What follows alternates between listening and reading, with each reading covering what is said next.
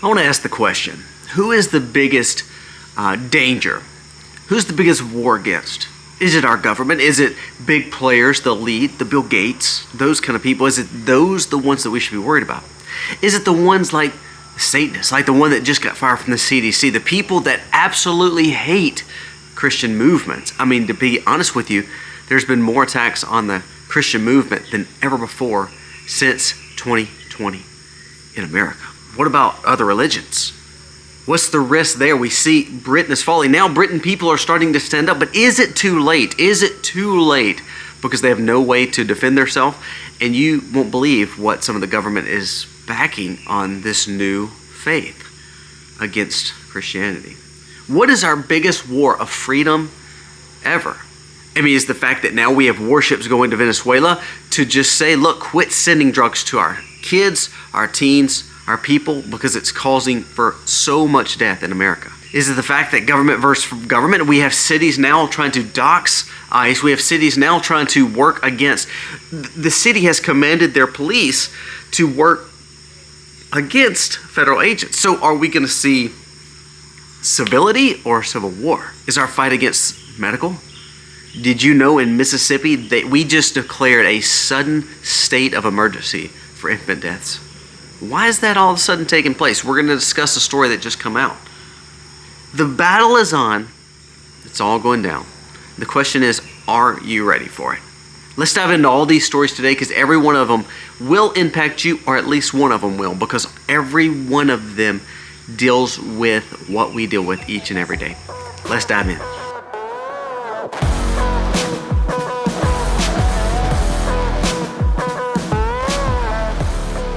Hey guys, welcome to our channel. Thank you so very much for being here today. If you are new, thank you. We humbly thank you for being here. We ask that you subscribe to the channel, give us a thumbs up. That means the world to us. But also, please know we have a video each and every day coming out around 5 to 5:30. The purpose is to help you be in the know, to get some wisdom as we try to bring our families into freedom and try to make sure that we're safe while doing it. Now, let's dive into the stories today. First, let's talk about some of the things that we're dealing with. Is this a spiritual war? Is this a physical war? Is this a mental war? Is this an emotional war? And I want to say yes to all of them, because here's the fastest. Let's start off with the physical. Now, we just got word that basically we have physical troops being deployed, naval officers being deployed, Air Force being deployed, Marines being deployed to go towards Venezuela. Now, are we going to go into Venezuela? Probably not. But why do we do that? Why are we going through all these steps to say this is the right move? Let's read this. It says, breaking, U.S. warships now sit on the coast of Venezuela as Maduro scrambles, deploying 15,000 troops to the Colombian border. It says President Trump has ordered a major naval build-off of Venezuela. At least 7 U.S. vessels with nuclear-powered subs, destroyers, and warships are now in the Caribbean waiting. Dictator Nicolas Maduro is deploying 15,000 troops to this border. $50 million has been a bounty on the Venezuelan dictator's head. Now, why is this a big deal? Here it is. The White House is accusing Maduro of running a drug cartel operation using Venezuela as a pipeline for fentanyl, cocaine, and other narcotics into the U.S. For years, Maduro has worked with the cartels to ultimately destroy the border and to cause harm for Americans. Now, for something like this doesn't, quote-unquote, affect me, because we don't have a drug problem here in our home. However, it affects most of our cities. Numbers show, surveys show that over 100,000 people die of some kind of overdose based on this each and every year. Now, we don't want to make it be like a big deal, because we're like, well, that's the homeless, that's the poor, that's the ones that they're not part of our family. But to be honest with you, it's destroying societies from the poor to the rich elite. And so I love the fact that we're actually showing strength here. This is our hemisphere. This is a problem that's causing for American casualties. This is an issue. Now, do I believe we should go into Venezuela? No, what we should do is just like we did with the cartels in Mexico. We say you are considered a threat to our safety, and therefore, if we see all means necessary to take you out, we will take you out. This is a play that I fully embrace. These are not 20-year wars. These are not 50-year wars. These are not trillion-dollar investments. This is, you are causing harm to Americans, and so therefore we're not going to allow it anymore. Think of, go right now, go Google or go on X, and you just put in Philadelphia. Put in Kensington, Philadelphia drug problem. Put in New York drug problem. San Francisco drug problem.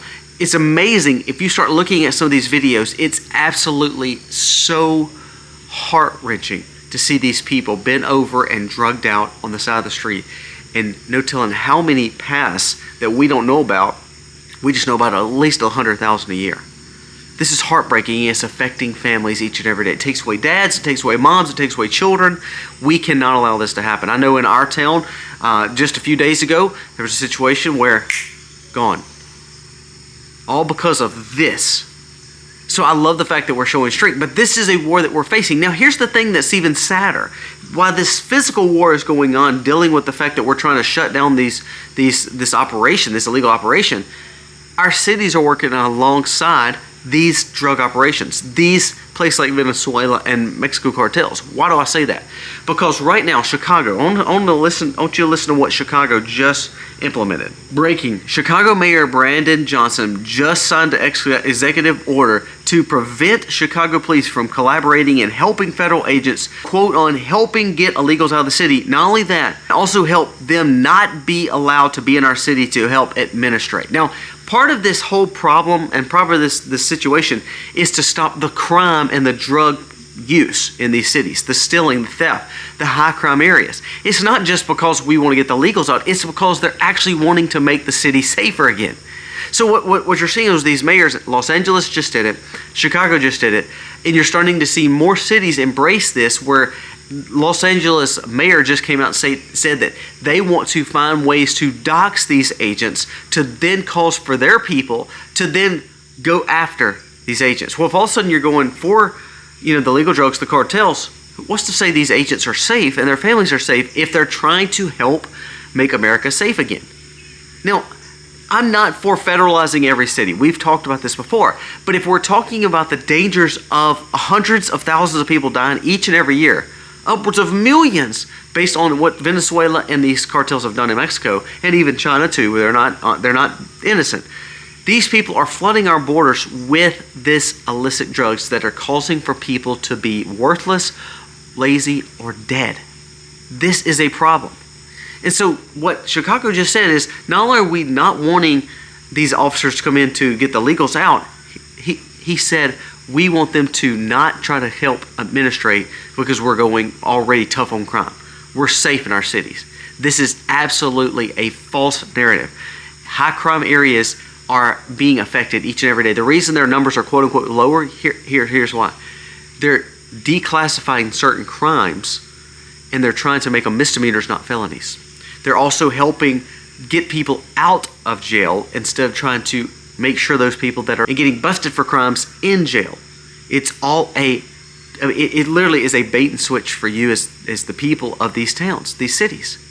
We are seeing tragedy in these cities where crimes and theft, drug use, and support of illegals are taking over to where you as the American citizen that is paying taxes that want safety are not getting it. Now medically, let's talk about some of the things that we just saw, and RFK has been in the spotlight lately because of CDC walkouts, Bill Gates. Let's just go down this road just because this makes sense as well. I want you to listen to some of these stories that we have here. Robert Kennedy just announced U.S. taxpayers are spending, I want you to listen to this number, $72,900,000 per day in EBT food stamps on soda and candy alone. It says that $26 billion per year is spent on candy and soda based on what the taxpayers are giving. Last night we went to eat. We don't go out and eat a lot, but it was my kids. We had a great day. We did a lot of work around the house getting stuff ready, and it was kind of like their benefit. It was like, hey, let's all go out as a family and eat. So we went out and ate. It was a place that we've ate several times. But then we're like, hey, let's go get a dessert of some sort. Now it's hard for us to find quote unquote a dessert because of just the junk that is so much in our foods. So anyways, we went to this store. We bought what we could. The one thing out of all the stuff was available in the store. The 99% of it is not. While we're buying this, there's hundreds of other people buying all this other junk. Now, as we were walking up to the line, I saw at least 2 or 3 of the people that were with me buying, when we were buying this good wholesome snack, everybody else buying this junk, they were in front of us using EBT cards. Now, am I upset that they're buying something maybe for their children. No, but it's the fact that they're using taxpayer dollars to do this. And to be honest with you, when we're in a time where Americans are struggling, not only that, our government is in debt up to their eyeballs. Actually, they're underwater. We're to a point where we can't even afford our own debt payments. So we're literally borrowing money. So it's like, for instance, it's like this. Let's make it in layman's terms. It's like you having to pay off a credit card, but you can't pay the credit card because you don't have the money. So then you go and borrow more money on another credit card to then pay the minimums on this credit card. So now you're in debt on both credit cards and you can't even see what way is up anymore. That's what we're doing as a government. So what RFK was saying was, look, we're going to bring attention to this. We got to quit spending money on all these things that go on people's arms, so we're stopping that. We're also going to stop a lot of the money that we're spending on all this junk food. $72 million a day, people, is what you're spending, your tax dollars are spending on SNAP benefits that are actually not going to help individuals. It's on candy, Cokes, and sodas, not on good food. Now, because of these policies that RFK has done, we had someone walk out. We had this whole group of people walk out for the CDC because we were trying to say this is not something that we need to be paying for as taxpayers anymore. It should be like every other thing, is that if America thinks they need it and the doctor thinks they need it, they can purchase it instead of us giving it to them free. There's a massive walkout. Guess what one of the people that walked out was? An open Satanist that was a doctor for the CDC. Does that mean everyone that walked out was open Satanists? No, but what it does mean is some of our leadership probably doesn't have our best interests in heart. He is known as someone who believes in quote-unquote satanic ways, but also into a torture fetish. And I'm going to leave it at that and let you just go and do your own research in this guy. So this guy was trying to cause harm to other people, and he gets a benefit from that, quote-unquote a benefit from that. Demonic leadership. So these people walking out may be one of the best situations ever.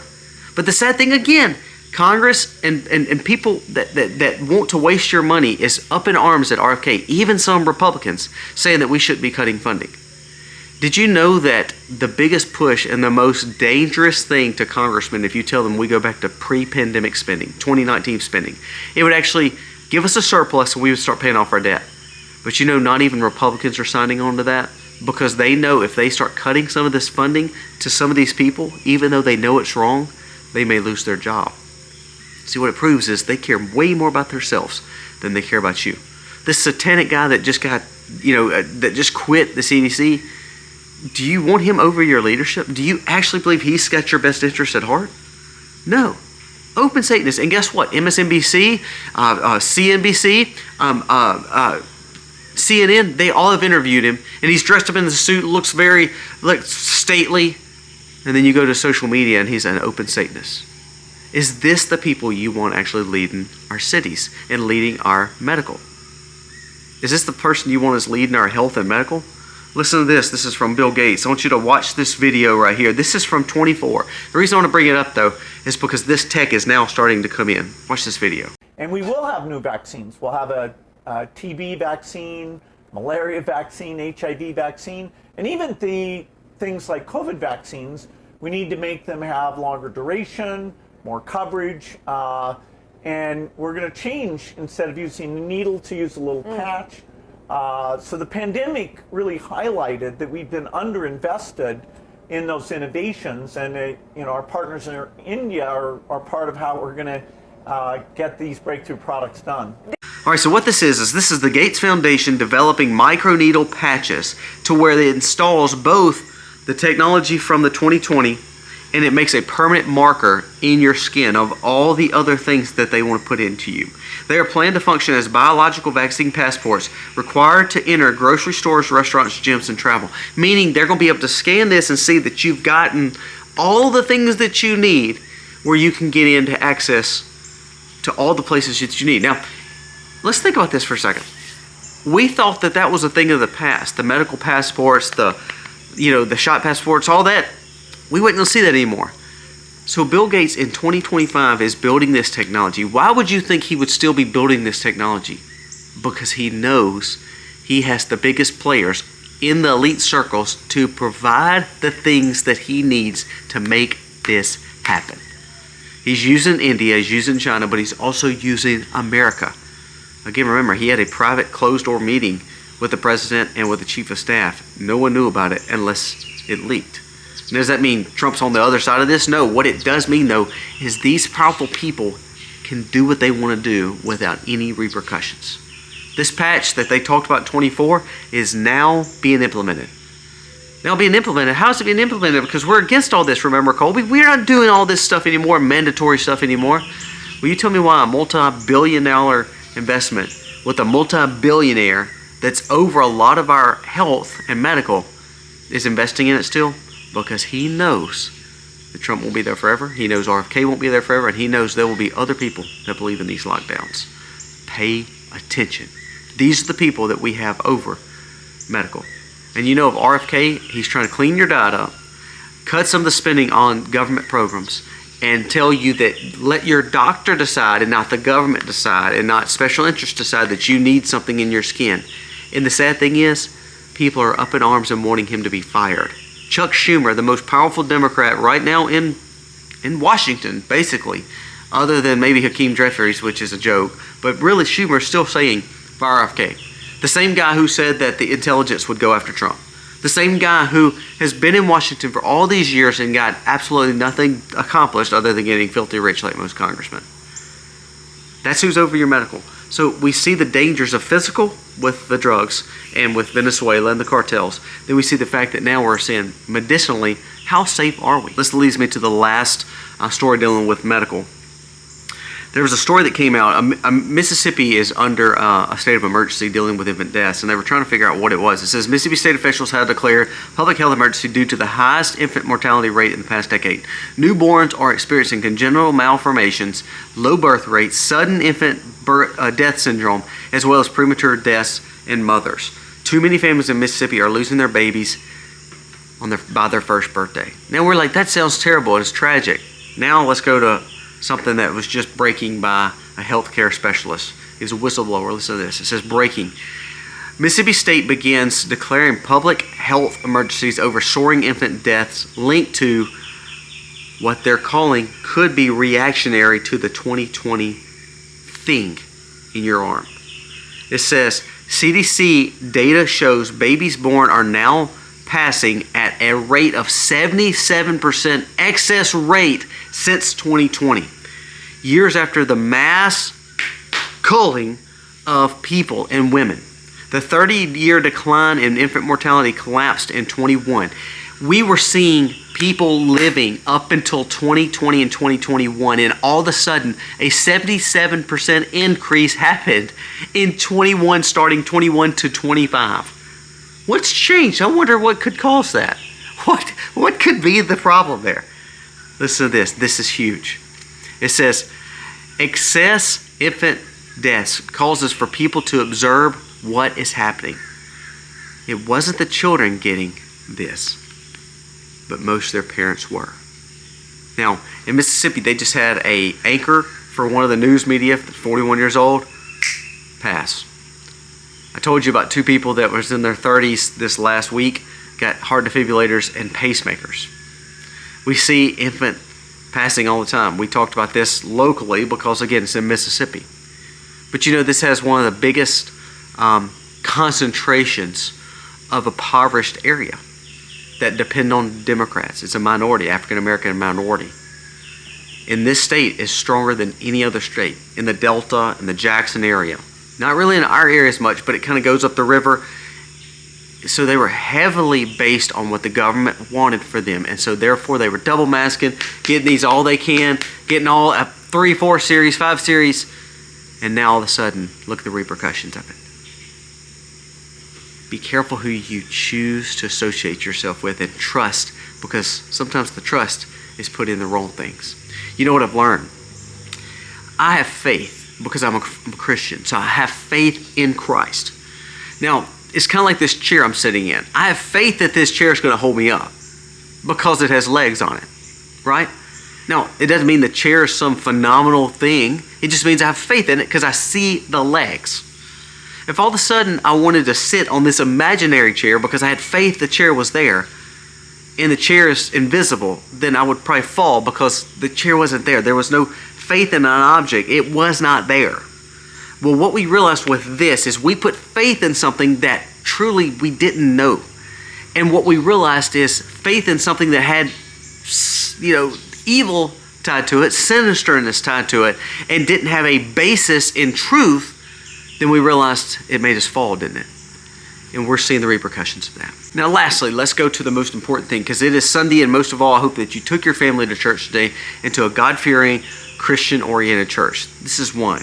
Let's talk about what the problems that we're facing. Now, again, you see China, Turkey, everybody's turning their faces away from Israel. Now, in biblical, we believe Israel is supposed to have more land than it does. We believe that in the end times, Israel will play a vital point, because as Christians, we see it in our Bible. That's one thing. Now let's go to UK. Now UK is starting to fight back, and all of a sudden they're realizing they don't have the weapons to fight back. They see that Islam has become the biggest religion and growth in this area. Listen to these stories. This is from two Muslim imams. One says, Muslim imam that is in UK and has went to America and serves as an imam for both Western societies, says Christians should be banned from celebrating Christmas because it is offensive to Islam and Muslims. We believe that Christians should not be able to support Christmas, especially in the UK, but our movement is to also push in the United States. Another one, this is from an imam that's in Manchester, says live on television, it is our will and our way, because Allah says so, that we take married women and make them slaves of ours. Because if they do not believe in Allah already, we will take them as ours. Sharia law. This is already happening in Dearborn, Michigan, by the way. They're already setting this precedent up that basically they can do what they want in their areas.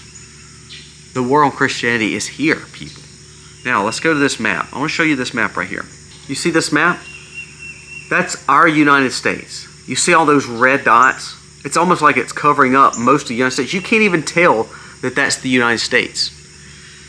That is 521 attacks on churches in America since 2020. 521 attacks. Now, you probably hadn't heard much about that, have you? 521 attacks since 2020 on Christian thought patterns in America.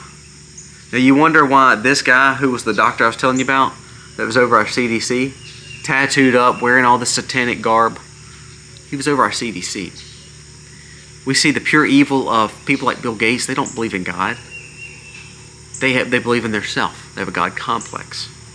We see that government cares about themselves more than they care about the spiritual things. Now, I love that we're starting to see a movement back towards Christianity. But that's also in the very youngest among us. They're not the ones that are leading. What about the congressmen? What about the Senate? Most of them are embracing immigration, embracing Islam, embracing other faiths, not Christianity. This is scary. This is in America. More than 60% of Gen Z in the U.S. support Hamas over Israel. Now, this is the same group that just said they want to make slaves out of your women. The same group that says you can't support Christmas because it's a Christian holiday, not Islam. This is the same people that has changed Michigan, Dearborn, Michigan, and some of those areas. That go look at the rallies that they've had. Go look at the Somali rallies in Minnesota. Go look at these dangers. There was a kid that was being interviewed from a school, I guess, a college here in America. But he was American college. And he was saying, we want the death of this America. From a U.S. student saying that. The majority of Gen Z support Hamas over Israel. Hamas is a terrorist state. They're a known terrorist group that wants to kill not only Jews, wants to kill Americans too. And 60% of our Gen Z supports that. Why would you think that? Because those kids are not in church, because those kids don't have a father and mother and home that's actually instilling core values in them. The biggest, they're in school 8 to 9 hours a day, and they're indoctrinated to believe this.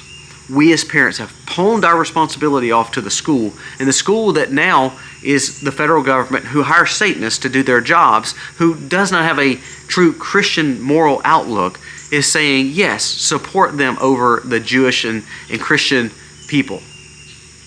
This is the war that we're facing.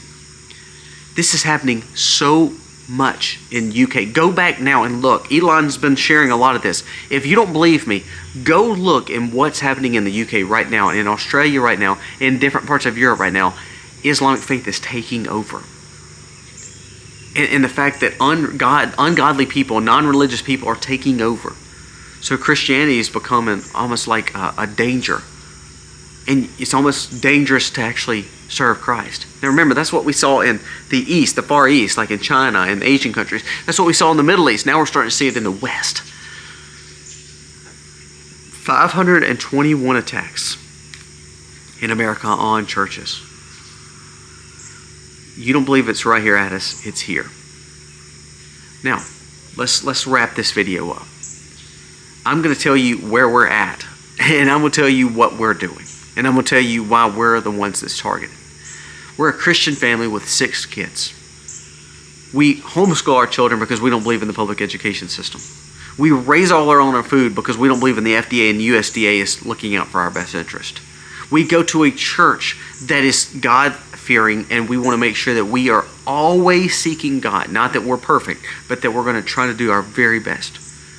We're going to watch wholesome things. So even if we're not, we're watching on VidAngel. So VidAngel is an app based on Angel Studios that cuts out the cursing and cuts out the nudity and all that stuff. Because we want a cleaner way of watching television as a family. We are so different than the status quo. Last night we're trying to find a dessert for our children, and it takes us forever because like 1% of that store had something healthy for our kids in it. We want something different because we don't trust the food system, the medical system, and the government telling us that it's safe. Go back to yesterday's video, me talking about the beef and how the USDA scientist, who works for the USDA, does not even trust his own guidance because he says they're allowing for things in your meat that shouldn't be in your meat. So he grinds up his own meat because he don't even trust his own agency. Physical, mental, and medicinal, now spiritual wars are all among us. Please focus. Don't just put your proverbial head in the sand. So many times I have so many people that get so mad at us because we seem negative. We're not being negative. We're just being real. That the Satanists and the Muslims and the ungodly, they're going to forcibly push against you. And the more that Israel, this is a religious war now, the more that Israel pushes forward and their thought pattern of what God wants for them, the more that Christians stand up for truth, because we have a new generation that is coming up that's wanting to be a little bit more truthful and seeing what God can do for them. And then the more you have Muslims coming into this country, the more you're going to see chaos. Guys, be ready, because we have colleges and educations working against us. You have liberal cities and liberal governors and liberal mayors working against you. And ultimately you have your establishment working against you because they're in bed with people like Bill Gates and the biggest among us with pharma. And now we're seeing people get mad that we're going after drug uses and illegal drugs. Oh, we're in bad ways, guys. Let me know your thoughts on today's video. My thought is this: get out of the system.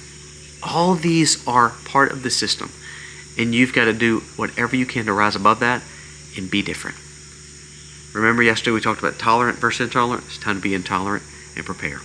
Guys, let me know your thoughts on today's video. God bless.